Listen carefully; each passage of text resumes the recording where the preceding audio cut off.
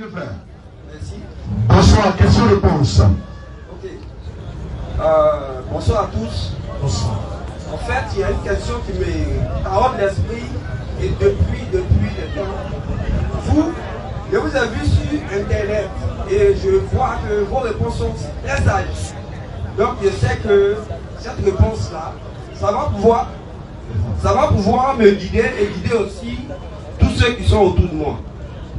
Bon, ça concerne sincèrement dit la nourriture dont on mange et la viande qu'on consomme assez. On appelle ça le porc.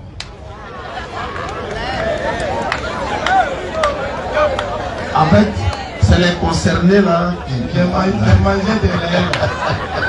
Allons-y. Bon, je ne suis ni chrétien, ni musulman, ni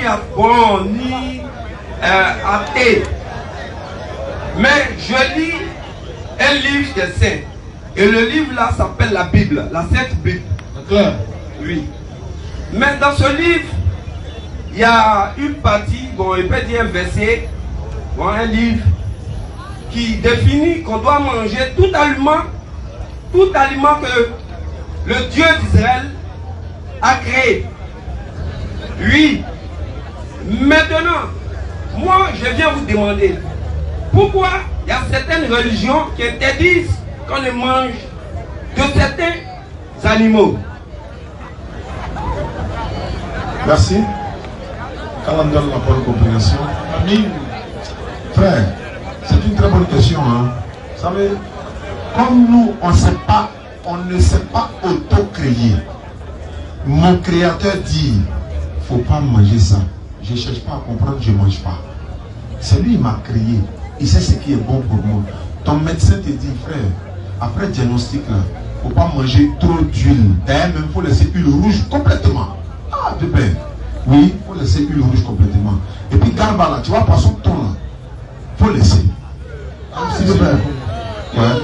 Il faut mettre garba, il ne faut pas mettre oignon, tomate, il faut mettre un peu de sel. Et puis, c'est bon. Simple comme ça. C'est-à-dire qu'il te donne des trucs que toi-même, ton sang ne veut même pas. À ton avis, le médecin veut ton mal ou bien il veut ton bien? Bien sûr qu'il veut ton bien. C'est ce que Dieu nous a dit. Mais après recherche, nous avons constaté que l'Éternel Dieu, il a raison. Il y a un prédicateur sur Internet, il a dit quelque chose sur le porc. mais je ne vais pas rentrer dans ça. Mais vous dites quoi, frère? La Bible interdit le porc, le Coran interdit le porc. Malgré que Dieu a créé le porc. Dieu n'a-t-il pas dit à Adam, tu peux manger tous les fruits du jardin, sauf fruits là. Mais le fruit qui lui est interdit là, il ne fallait pas créer le fruit là. Ça veut dire que tu ne le mets pas là, et puis tu dis, il faut manger les restes, c'est fini. Mais il met, et puis il dit, ne mange pas. En voyant si tu vas m'obéir. Parce que toi, tu ne sais pas ce qui est bon pour toi, c'est lui, il sait. Mais tu dis non, porc là est doux, pourquoi il ne veut pas que je mange? Mais va sur Internet, il faut taper pourquoi on ne doit pas manger porc. Tu comprends? Le porc, j'ai vu sur Internet, même rouge, j'enlève des femmes là, il y a porc dedans. Allez-y sur Internet, tapez. Allez-y. Gélatine du porc, ça y est dedans. Il y a des médicaments là, ça y est dedans. Ou bien, c'est pourquoi il peut avoir un bien dedans, mais un mal en même temps. J'ai vu également qu'il y a des guitares là. La corde du guitare là, ils ont pris graisse de porc pour faire guitare. Mais en même temps, Dieu a créé le porc. Mais en même temps, bon, quand il dit vraiment un porc, non. Mais il a mis mouton, non, oui. Il a mis bœuf, non, oui. Cabri est là, non. Chameau est là, non. Poulet, non. Tout là, non. Ils sont de poulet. Faut qu'en l'aine, il dit, il ne faut pas manger. Ne mange pas. Le porc là, il a dit qu'il a un seul estomac. Microbe rentre dans son ventre, ça va dans sa chair. Porc là, il mange tout, même la lave de son enfant. Même l'homme, viande de l'homme, il va manger. Et puis la viande de porc ressemble à la viande de l'homme. Quand tu vois là, tu as l'impression que c'est un être humain. Non, c'est des choses.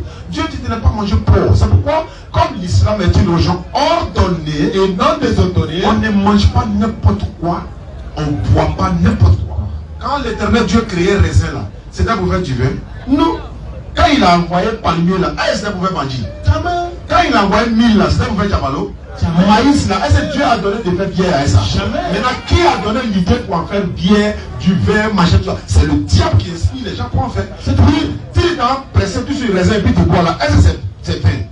C'est pas vrai. Et c'est quand tu ajoutes d'autres choses, ça devient maintenant danger pour toi. L'éternel Dieu, il dit dans la Bible, depuis la gara, hein, tous ceux qui vont manger porc et les sourds, ils vont périr en enfer. Mais le porc est là, mais il ne faut pas manger. C'est comme, est-ce que tu peux autoriser tout ce que ton enfant désire de faire dans la maison? Je te demande. Non. Merci beaucoup. Est-ce que tu peux autoriser à ton enfant de fumer tout ce qu'il trouve? C'est pas chez lui. Alors, il a répondu à la question. C'est pas chez lui, non?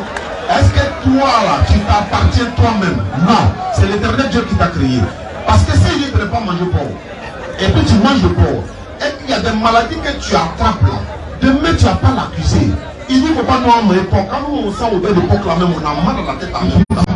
Et donc il y a des choses, quand il dit, la Bible a dit effectivement dans 1 Corinthiens 10, je crois, verset, il dit, mangez de tout ce que vous trouvez au marché. Frère, je ne sais pas là ça. Manger de tout ce que. Dans ce entretien de l'homme au marché, on mange. Cafard, on mange. Salamandre, on mange. Non.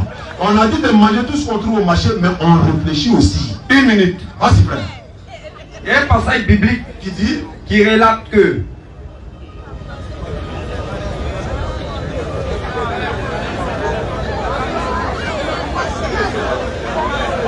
je continue, Genèse 9.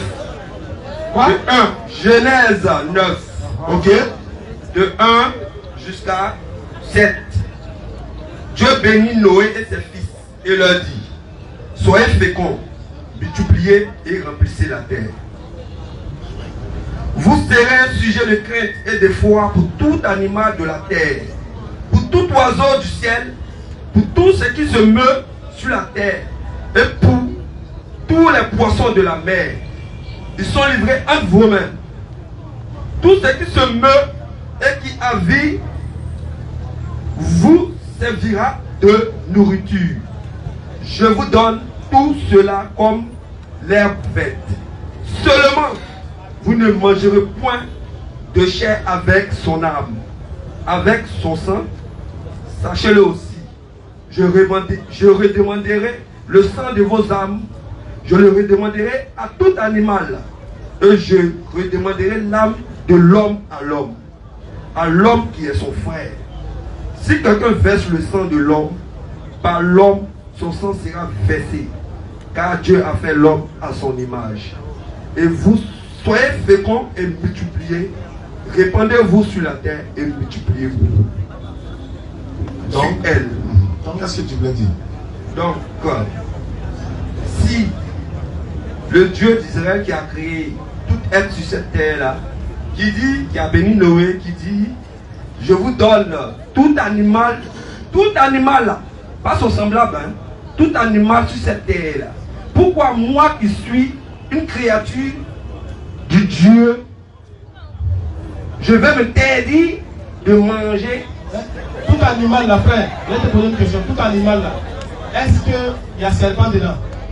Tout animal, c'est un animal. Est-ce qu'il y a salamandre dedans?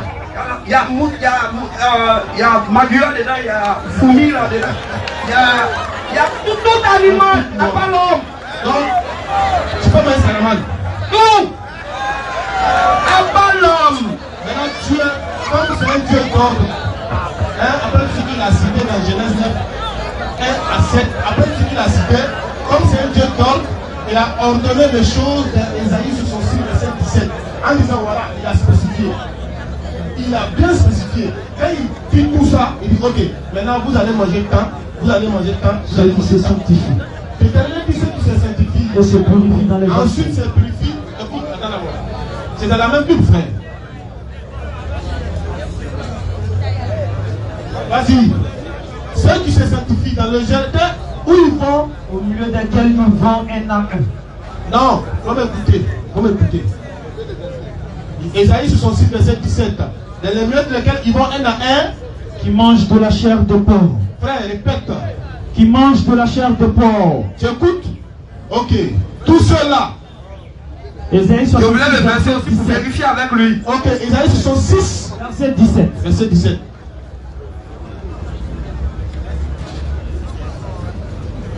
Vas-y, vas-y. Ceux qui se sanctifient, oui, et se purifient dans les jardins, oui, au milieu desquels nous vont un à un. D'accord. Qui mangent de la chair de porc. Qui mangent de la chair de porc, frère. Frère, Est-ce que POC, c'est pas... Tu m'as parlé d'écouter, je t'ai regardé. Écoute-moi au moins. Ok. C'est l'Éternel qui a créé POC aussi, non? Il fait partie de tous les animaux là. N'est-ce pas? Il dit, continue la lecture. Des choses abominables et des souris. Même souris. Ah d'accord. Ah, tu peux lire, ça Tu peux lire, non? Ça sera encore mieux. Ceux qui se sanctifient. Oui.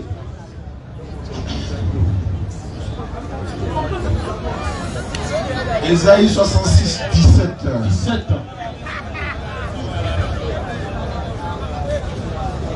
Allons-y vite, frère. Si tu ne trouves pas, on va faire la lecture la première et puis voilà. Tu vas comprendre quelque chose, Inch'Allah. Oh. Ok. Laissez-le, il va trouver.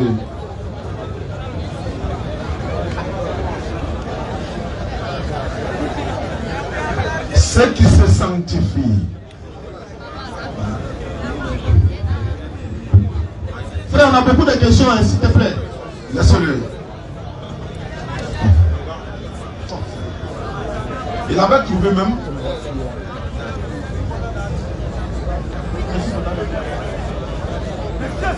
Ah, vraiment. Ok, vas-y. Isaïe 66, verset 17.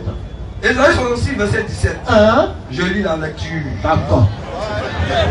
Il lit la lecture. Oui. Ça a resté dans l'histoire. Allons-y. La parole du Dieu d'Israël. Ceux qui se sanctifient et se purifient dans les jardins, au milieu desquels ils vont un à un, qui mangent la chair de porc. Stop. La parole de qui t'avait dit de l'Éternel, non? Du Dieu d'Israël. Merci beaucoup. Et puis il dit ceux qui se sanctifient ensuite qui mangent de la chair de quoi? Bon. On continue maintenant. Des choses abominables. Ceux-là, ils sont abominables. Des choses abominables. Oui. Des choses abominables. Et il considère ça comme abominable. Voilà. Continue. Des souris. Souris Il y a encore. encore dedans, hein? Tout cela périront. Tous ceux-là. Périront. Dit l'Éternel. Frère, on périt à l'enfer ou bien au paradis? Réponse à la question. Tout cela périront. Périront. Bon, Doucement, il est savoir. Ouais. doucement, on veut savoir. Périr. Ils périront, c'est sûr que ça va faire. Ah, alhamdulillah. Alhamdulillah. Donc, comme Dieu va dire de tout manger, en même temps, ça va vous garantir que vous allez périr en enfer. Tu sais pourquoi? Le Dieu de la Bible, là, il a un problème. Il dit, l'homme ne vivra que de 120 ans. Noé a vécu 950 ans. Comment tu t'expliques ça? C'est un problème. Dans un passage de Genèse même qui est appris là. Et il dit, lui, il regrette pourquoi il a créé l'homme. Donc, il faut faire attention à ce que tu lis. Donc, quand on lit là, on réfléchit et tout. Effectivement, moi, j'ai réfléchi parce que pourquoi? Il a terminé l'homme et il a regretté pourquoi? Mais est-ce que Et il a sauvé? Attends. Il a quoi? Il a regretté. Effectivement, Il s'est repenti. Est-ce que Attends, quand tu te repens, tu n'es pas acquis. on dit non, ça dit l'omniscient. Dieu est omniscient. D'accord? à moi-même, ma conscience, Il revient d'abord. Dieu est omniscient, non? Il sait toutes choses à l'avance. Il est chaud. On est d'accord, Effectivement. non? Il sait toutes choses à l'avance. Il connaît du début jusqu'à la fin. Quand Dieu lui regrette là, ça veut dire qu'il ne savait pas la chose à l'avance. Est-ce qu'on est d'accord? Hein? lui, Donc, Dieu ne savait pas. que ces créatures allaient se comporter ainsi. Donc il ne savait pas. Il ne Hein? savait pas. Mais comment il est Dieu et puis lui il ne sait pas? Et puis moi, la question qu'elle Attends, comment il est Dieu et puis on ne sait pas? Parce qu'il a donné le libre choix à sa créature. Donc lui il ne savait pas que la créature allait mal se comporter. Effectivement. Donc il n'est pas Dieu. Pourquoi? Donc, attends. Toi, quand tu te réponds, tu ne réponds à qui, par exemple? Quand je veux me répondre, Oui, quand tu veux te repentir, tu ne c'est réponds pour à ma qui? conscience. D'accord, mais auprès de Dieu au moins. Auprès de Dieu. Maintenant, Dieu, il dit, je me réponds avant que l'homme, il ne sait pas à qui. Reprenez. Ok. Quand toi, je te réponds à Dieu. Effectivement. Maintenant, Dieu, quand il se répand, il ne se répand à qui? Hein? C'est simplement dit, je ne suis pas Dieu. Moi, je ne peux pas savoir. Ah, D'accord, donc, merci beaucoup. merci. Merci beaucoup. La dernière, rapidement. Beaucoup. Rappel là. Bon, d'après beaucoup. On rappelle que jeudi prochain, par la grâce d'Allah, nous serons là Et l'opération ticket pour les convertis, pour la construction du complexe des convertis est toujours en marche. Nous allons prolonger encore, Inch'Allah. Voilà, donc les tickets sont là. Il y a tous les prix 1000 francs, 2000, 5000, 10 000. Les tickets sont là. Et jeudi prochain, Inch'Allah, nous serons là. Et on rappelle que la semaine prochaine, disons en janvier, du 9 au 16 et du 19 au 23 janvier 2023, la DDS sera dans la Nawa et à Soupri également. Doyen. Wa alaykoum salam wa rahmatullahi wa barakatuh. Je suis musulman. Alhamdulillah. Je vais savoir plus ma religion. Inch'Allah. J'étais chrétien. D'accord, oui. J'étais chrétien catholique, baptisé, confirmé. Je suis musulman. Actuellement, il y a à peu près 30 ans. Allah Akbar, ça c'est bien. Ce que je voudrais savoir, c'est Dieu qui a créé toutes les langues. C'est clair. Maintenant, on prie dans l'arabe. Oui. Et ce que je voudrais savoir, est-ce que je peux prier à ma langue maternelle? Oui, bien sûr, vous pouvez prier dans votre langue maternelle. Mais attention, on peut prier en langue maternelle, mais on ne peut pas faire la salate, qui est l'adoration, en langue maternelle. Par exemple, quand vous finissez de faire la salate obligatoire, vous pouvez vous asseoir et puis demander à Allah Kabane Koudi, Allah Kabane Lafia. Vous pouvez dire ça. Ça, vous pouvez dire ça. Mais la salate, dans la salate, ça là, on ne fait pas. La salate, c'est une prescription divine. Dieu a dit, c'est dans l'arabe qu'on doit prier. Pourquoi? Parce que l'arabe nous unit. Par exemple, un arabe, un américain, un chinois peuvent s'arrêter et puis ils vont prier de la même manière, ils vont se procéder de la même manière. Même si le chinois qui est devant, il fait la prière et qu'il se trompe, l'américain qui est derrière peut lui dire Subhanallah, il s'est trompé parce qu'il se comprend dans cette langue-là. C'est ça. C'est pourquoi on oui. prie en arabe. Alhamdulillah. Supposons que on devait prier dans toutes les langues. Hein? Si on doit prier, chacun va prier dans sa langue. Hein? Et puis on va voir quelle est la différence entre prier chacun dans sa langue et puis prier dans une langue commune. Je vais te donner un exemple. Oui. Que chacun ici, quelle que soit sa langue, on va commencer à prier. Chacun on lève la voix, hein, chacun prie dans sa langue. Et puis on va faire 1 minute dans cette prière. Écoutez, quel que soit ce que tu vas dire dans ta langue, il faut que ça soit dans ta langue. Oui. 30 secondes. Top, c'est parti. C'est parti. Alhamdulillah. Et Allah, tu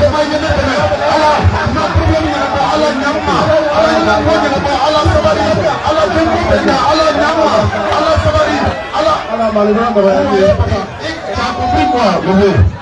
Tu as compris quoi? Tu as compris quoi? Tu n'as rien compris. Bon les gars, on va lire la Fatiha ensemble. Fatiha ensemble. Bismillah. أعوذ بالله من الشيطان الرجيم. بسم الله الرحمن الرحيم. الحمد لله رب العالمين. الرحمن الرحيم. مالك يوم الدين. إياك نعبد وإياك نستعين. اهدنا الصراط المستقيم. صراط الذين أنعمت عليهم غير المغضوب عليهم ولا الضالين.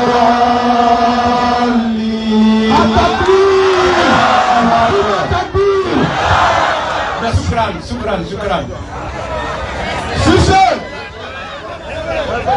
Monsieur Mamadou. Non. Ok. On va poser sa question, on va le prendre jeudi prochain, Inch'Allah. Monsieur Mamadou est demandé.